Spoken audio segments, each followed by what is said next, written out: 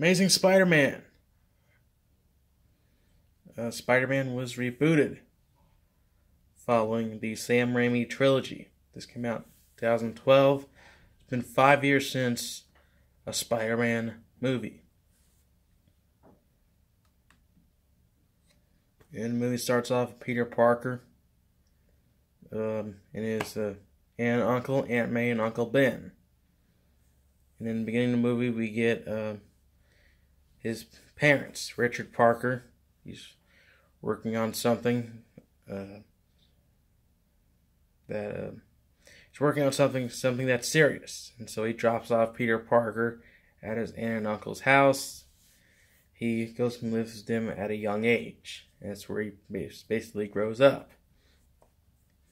Years later, he finds a briefcase that belongs to his father.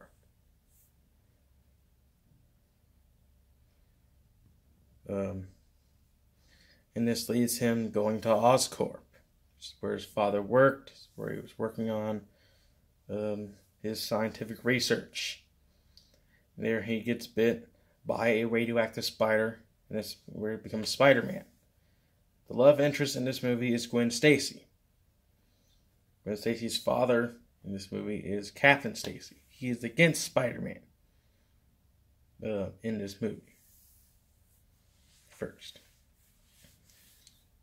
Now, what I like about this movie is the relationship between him, Uncle Ben, and Aunt May. It's not perfect, unlike the first Spider-Man movies.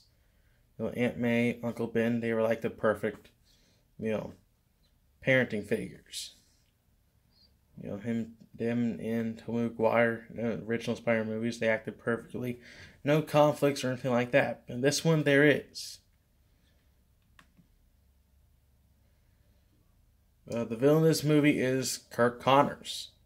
He's a scientist. He's working on a science experiment about cross-species genetics.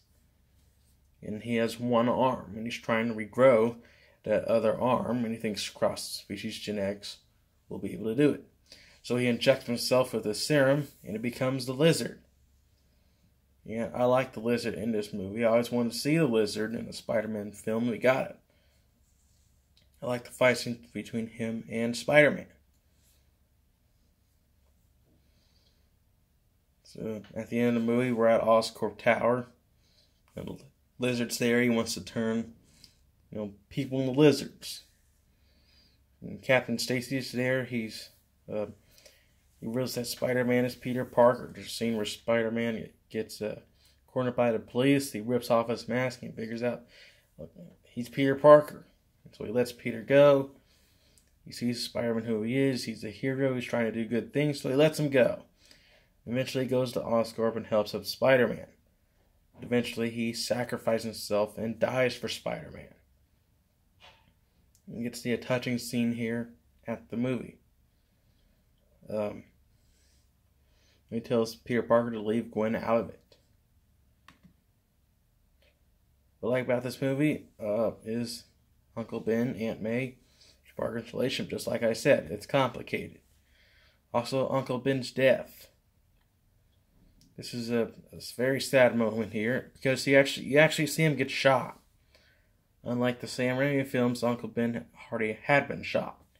This one, you actually see him get shot, the blood pouring out of his chest, and Peter, doing CPR on him. He's sobbing, he's crying.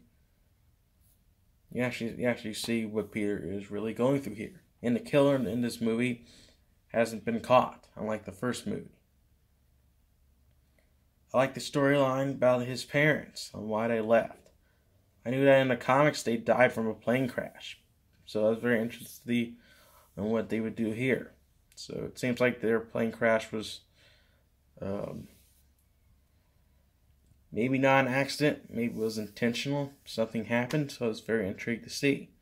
The suit, I like the suit. Is it better than the Sam Raimi ones? Not really.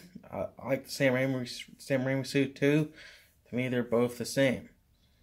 There was a post-credit scene in this film, which is the first time I ever experienced this. I almost missed this coming out of the theater. So I'm glad I saw it. You see a guy coming in as a gentleman And he asked Kirk Connors, did she tell Peter about his parents? He said no. He said, leave Peter alone. There are similarities to Spider-Man 1.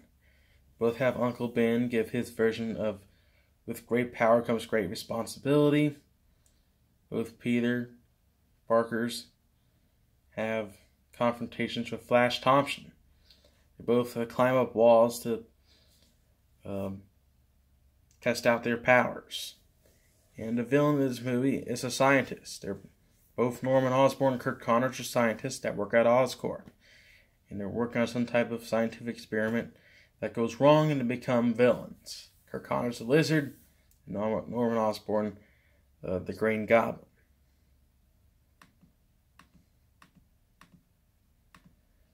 So I'm going to give this movie a 10 out of 10. I love this film. To me, it's the best Spider film that they've made. I like the dark tone that it had. I like the story about his parents being missing. I like the way they redid his origin. They made it kind of darker. This movie has a more darker tone. I like the new suit.